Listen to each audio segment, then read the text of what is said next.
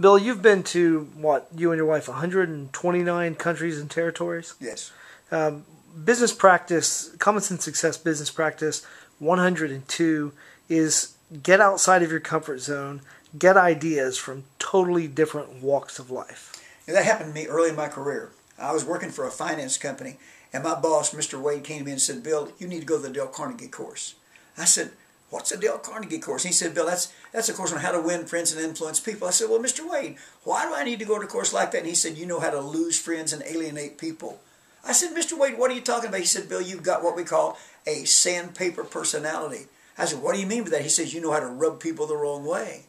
Well, I went to that course. I didn't like going to that course. I had to pay money out of my own pocket to go to that course. But I want you to know, it dramatically impacted my life. And from that point on, I started going to programs that would stretch me. I'd go to motivational seminars. I would join a exchange club. I would become part of some group that I thought would really challenge my socks off. I became a member of the National Speakers Association. I remember the first program I was going to go to the National Speakers Association.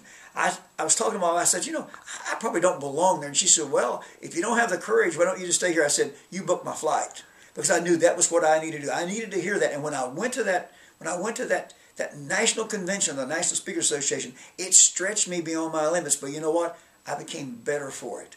And I would encourage everyone to join some kind of program like that. It's going to take them out of their comfort zone. That's great stuff. Now, we just talked to a guy we just met the other day. We were at the lunch, with him. And then he's gone through, was it Marriott, the Ritz? What was that training he Ritz did? training. Yeah. Tell me his story. I forget. He was a minister, right? Yeah. He said the Ritz approach to customer service was like platinum service.